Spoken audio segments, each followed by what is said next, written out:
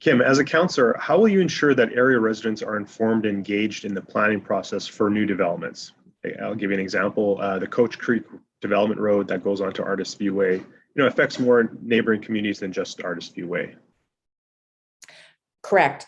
And that's a great question. And it's a difficult one to unravel. Once an application basically comes into Rocky View County and they've signed the paper and it's in our, I guess, planning, it's in the planning stage with administration, but council, it's a public priority for council, let's just say that. Technically, we're not supposed to talk to anybody about that. We're supposed to keep an open mind on all development, and certainly we're discouraged from having any particular meetings with any group or individual on an open file. And that's so that council can come together and make decisions, hearing all the information for the first time together. The reality is, of course, I get emails and I get, calls about something that's going on in the community. And I receive those and I certainly hear people's input. I do think we need to have a more formalized process for community engagement, both with our development community as well as with the administration. I think sort of establishing a process, and I've got an idea going forward on how we do that, but what we need to establish that process ingrained in administration. They really own all that sort of I guess notification, if you will. They have the Safe and Sound, they have the email, they have the website, they have all these places where they can actually tap into community groups and get out the information. I just don't think it's happening it's more happening in a hodgepodge kind of way rather than this is who we go to next kind of way. It's actually a checkbox. It's, if the community center calls and say, hey, I hear about something, she shouldn't have to do that. I'm looking at Karen now. She shouldn't have to do that. She shouldn't have to call me and say, hey, I just heard about this on the street. We should have a process that administration, who is the keeper of all the information, just knows that they need to do that. And very often, sometimes, and it's the truth, sometimes I hear things from the community and I don't even know about them. And I'm sort of going, what the heck?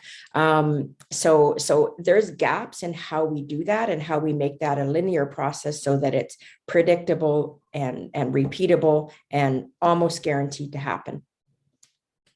Okay, so I just want to clarify, that was very thorough and long answer, but what I'm hearing is that you look forward to making some changes and filling in these gaps. Is that in a nutshell kind of what I? Yes, I think it absolutely. So council sets governance priorities, but we review like our we wouldn't say, we have a communications bylaw, if you will, or a notification bylaw. And in that notification bylaw, administration does X, Y, and Z. And administration will do X, Y, and Z 100% of the time. But if we need a QRS part in there or an ABC part in there, it's up to council to have a meeting with administration to say, this is what needs to happen. And we will have a workshop. We'll decide what's important to go into that bylaw. It'll come back to council. The public would be involved in the amending of that bylaw, and they would have an input at that point. But I do have some ideas, and then it would be enacted as a bylaw if council votes in the majority to support those changes. Community input. Rocky View's got an advantage here by having the community Springbank Community Association in place, because there's a big group that already is providing input into certain development proposals.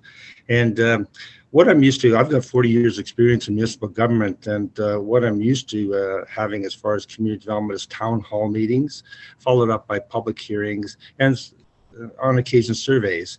So these town hall meetings basically would help to bring the input of the community, and so I'd be looking for some town hall meetings, but in conjunction with community Springbank Community Association and the Springbank Planning Association, there's a lot of input that's already been provided. So I think we should be taking advantage of all that input in order to bring forward everybody's input so that we do have the proper decision making as a result of all that input. Thank you.